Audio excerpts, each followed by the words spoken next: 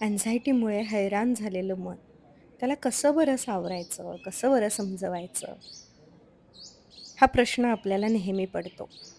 माझ्या मनाला सावरण्यासाठी, समजावण्यासाठी मी काय केलं? मी कसं आनंदी आयुष्य जगण्याचा प्रयत्न करते? किंवा रोजच्या जीवनामध्ये अतिविचारांना टाळून, अँझायटीवरती मात करून सकारात्मकता जीवनामध्ये कशी आणते? हे जाणून घेण्यासाठी आजचा व्हिडिओ पाहत राहा. नमस्कार, मी सायली, तुमची जवळची मैत्रीण. मी काउन्सिलर आहे आणि स्वीकार माइंड केअरची सहसंस्थापिका. तुम्ही जर आपल्या चॅनलवरती नवीन असाल, तर प्लीज आपल्या चॅनलला सबस्क्राईब करा. कारण आपलं रोजचं आयुष्य सोपं करणाऱ्या वेगवेगळ्या विषयांवरती आपण आपल्या चॅनलच्या माध्यमातून चर्चा करत असतो. अँझायटीच्या त्रासातून बाहेर पडण्यासाठी मला निसर्गाने खूप साथ दिली आहे, खूप मदत केली आहे. मी अनेकांना सांगते, की तुम्ही निसर्गाच्या सानिध्यात जा, निसर्गामध्ये जा. त्यावेळेला समोरून पहिला प्रश्न असा येतो, की मग तसं ठिकाण शोधायचं कुठे?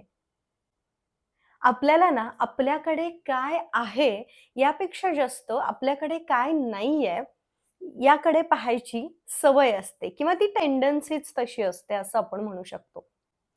आज प्रत्येकाने जर आपल्या खिडकीच्या बाहेर डोकावून पाहिलं, तर एखादं झाड तरी दिसेलच ना?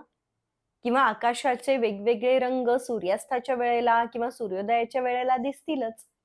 जर शक्य असेल, तर आपण निसर्गाच्या सानिध्यामध्ये बऱ्याच ट्रिप्स प्लॅन करतो. आता रोजच तर आपण बाहेर नाही जाऊ शकणार किंवा प्रत्येकालाच सतत ट्रिप्सला जाणं शक्य नसतं.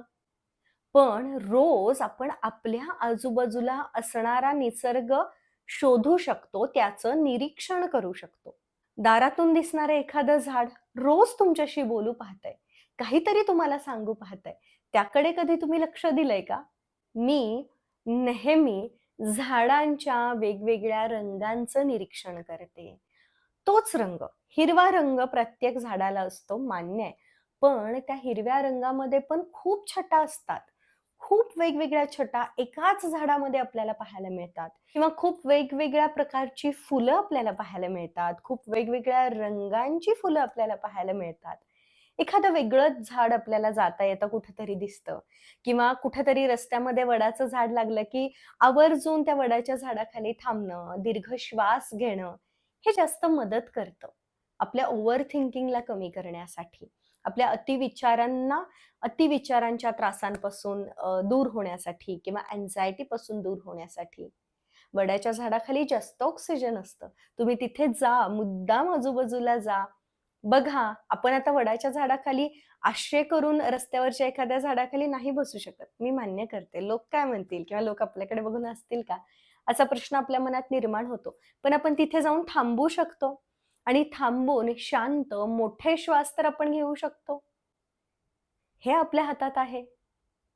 सकाळचा मस्त पाण्याचा ग्लास घेऊन आपण खिडकीबाहेर ज्यावेळेला बघतो आणि आजूबाजूला पक्ष्यांचे आवाज येत असतात. भलेही पक्ष्यांचे आवाज येऊ दे नकोत, पण काहीतरी असेल ना, वाऱ्याचा आवाज असतो, झाडांची पानं हलत असतात, झाड आपल्याला काहीतरी सांगत असतं.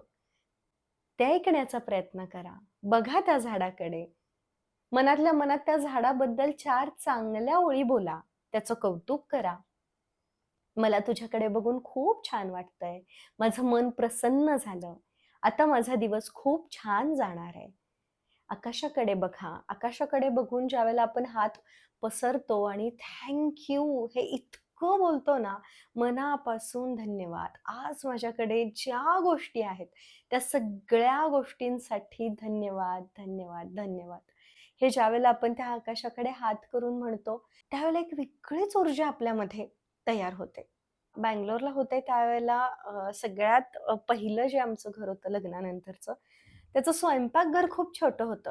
पण त्या स्वयंपाकघराची विशेष गोष्ट अशी होती, की त्या स्वयंपाकघराच्या खिडकीतून मला एक चाफ्याचं झाड दिसायचं आणि इतकी सुंदर त्याला वरती उंच झालेलं ते झाड आणि वरती त्याला इतकी सुंदर फुलं यायची. कधी-कधी त्याचा सुवास मला तिथं खिडकीतून घेता यायचा. आणि ती ग्रीनरी पाहून किंवा ते एकच चाफ्याचं झाड पाहून इतकं छान वाटायचं. किंवा इथं माहेरी माझ्या टेरेसवरती गेल्यावर ज्यावेळेला नारळाची झाडं दिसतात आणि त्यामधून सूर्यास्त होत असतो, त्यावेळेला असं वाटतं की अरे आपण कुठेतरी खूप वेगळ्या ठिकाणी आलोय.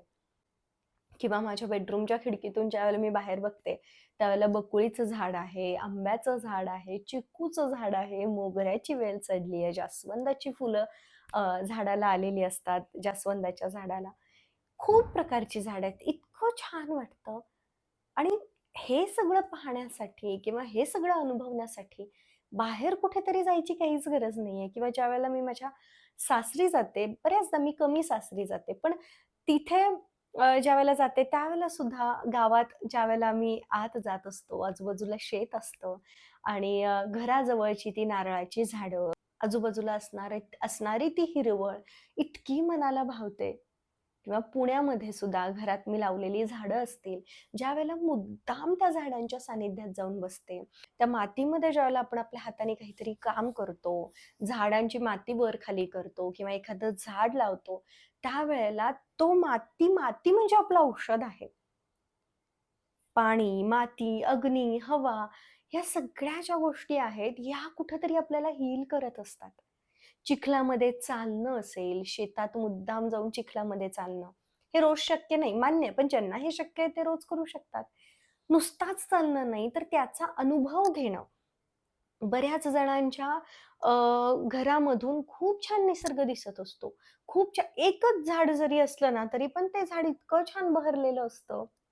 त्याला नवी पालवी कधी फुटताना आपण पाहतो, कधी त्याची पानगळ आपण पाहतो. निसर्ग आपल्याला खूप गोष्टी शिकवतो आणि मला माझ्या अँक्झायटीपासून दूर जाण्यासाठी या सगळ्या गोष्टींचा खूप फायदा झालेला आहे.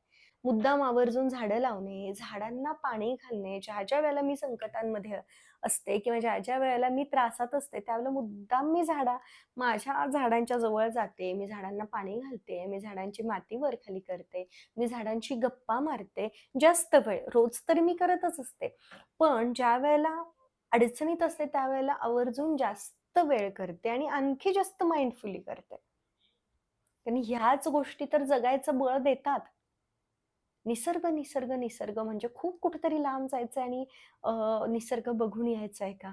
नाही, तेही आपण करूयात, शक्य आहे तेव्हा करूयात. पण आपल्या रोजच्या जीवनामध्ये निसर्ग खूप मोठा रोल प्ले करतो. त्याकडे आपण लक्षच देत नाही.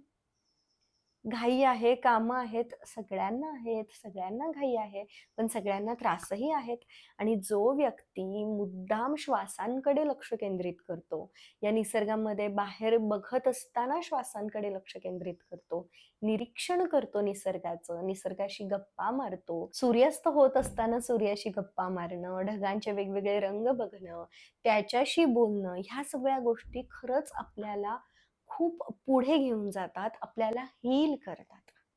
आपल्यामध्ये एक वेगळं बळ घेऊन येतात आणि म्हणून रोजच्या जीवनामध्ये ह्या गोष्टी केल्याच पाहिजेत. ओव्हर थिंकिंग, अँक्झायटी किंवा खूप जास्त निगेटिव्ह झोनमध्ये आपण जातो. का? कारण आपण तेच करतोय ना. आपण ते पॅटर्न ब्रेक नाही करत आहे आणि तो पॅटर्न ब्रेक करण्यासाठी खूपदा आपल्याला असं वाटतं, की खूप काहीतरी आपल्याला मोठं करायची गरज आहे. पण नाही हो, खूप मोठं आणि खूप वेगळं करायची खरंच गरज नसते.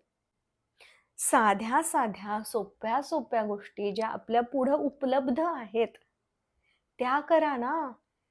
गाडीवरून जात असताना बऱ्याचदा सूर्यास्त दिसतो, सूर्योदय दिसतो किंवा एखादं छान झाड दिसतं किंवा पक्ष्यांचा थवा दिसतो. तो मुद्दाम थांबणं, त्याला ऑब्झर्व्ह करणं, त्याच्याकडे बघणं, 2 मिनिटं बघत राहणं आणि मग पुढे जाणं, असं कधी केलंय? आणि जे लोक हे सतत वारंवार करत असतात ना, त्यांना आपल्या स्वतःच्या अँक्झायटीला हँडल करणं जमतं. अँक्झायटी किंवा अतिविचार किंवा खूप जास्त नकारात्मक विचार हे जोपर्यंत आपण जिवंत आहोत, तोपर्यंत आपल्या सोबत असणार आहेत. ते आपल्या जीवनाचा भाग आहेत. त्याला आपल्याला सामोरं जाण्याची गरज आहे. त्याला हँडल करायला शिकण्याची गरज आहे. ज्यावेळेला आपण सगळं त्याकडे लक्ष केंद्रित करतो आणि फक्त त्याबद्दलच बोलतो, त्यावेळेला आपण एका वेगळ्याच निगेटिव्ह झोनमध्ये उदासीनतेकडे जातो. पण ज्यावेळेला आपण खूप छान गोष्टींना ऑब्झर्व्ह करायला लागतो आपल्या आजूबाजूच्या आणि प्रत्येकाकडे आजूबाजूला छान गोष्टी असतात. फक्त तुमची दृष्टी पाहिजे. म्हणजे ह्या जगात एकही व्यक्ती अशी नाहीये जिच्याकडे चांगलं आजूबाजूला काहीतरी आहे जे त्यांना बळ देऊ शकतं. मी जेव्हा कोणाकडे जाते त्या वेळेला मला या गोष्टी दिसतात किंवा मी त्या लोकांना सांगते, की तुमच्याकडे ही गोष्ट किती छान आहे. तुम्हाला इथून किती छान व्ह्यू आहे. पण तिथं राहणाऱ्या लोकांना बऱ्याचदा ते माहिती नसतं किंवा त्याचा अनुभव ते घेऊ शकत नाहीत. असं का? प्रत्येकाने आपल्याकडे काय नाही हे पाहण्यापेक्षा आपल्याकडे काय आहे याकडे जास्त लक्ष दिलं पाहिजे. त्यावेळेला आपलं आयुष्य जास्त समृद्ध होईल. आपली स्वतःची प्रगती करून घेणे, खूप जास्त समृद्ध जीवन जगणे म्हणजे फक्त पैसाच कमावणे. किती आपण एका वेगळ्या माइंडसेटमध्ये आहोत ना. जर आपण छोट्या-छोट्या निसर्गातील गोष्टींचा, आपल्या आजूबाजूला असणाऱ्या लहान-लहान छोट्या-छोट्या गोष्टींचा आनंद घेऊ शकत नसू, तर आपल्याकडे कितीही पैसा असला, तरी आपण समृद्ध जीवन नाही जगत आहोत. आपली प्रगती नाही झालेली. आपल्याला जे नाहीये तेच जर दिसत असेल, तर हे कुठलं आयुष्य? हे काही समृद्ध आयुष्य झालं का? नाही. भलेही आपल्याकडे वनारके असू देत किंवा एका साध्या झोपडीमध्ये आपण राहू देत. पण त्या झोपडीतून दिसणाऱ्या सूर्यास्ताचा जर आपण अनुभव घेत असू शकू ना, तर आपण सगळ्यात श्रीमंत व्यक्ती आहोत.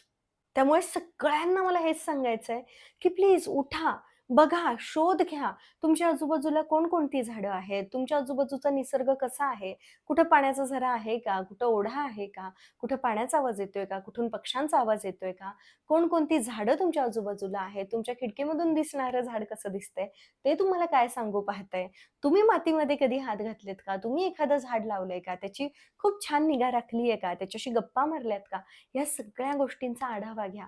तुमचा त्रास कुठल्या कुठे निघून जाईल. आजचा हा व्हिडिओ तुम्ही शेवटपर्यंत पाहिलात त्याबद्दल खूप धन्यवाद. खूप कृतज्ञता. मी पुन्हा भेटेन अशाच एका नवीन छान विषयासोबत. तोपर्यंत प्लीज आपल्या चॅनलला सबस्क्राईब करा आणि स्वतःची काळजी घ्या.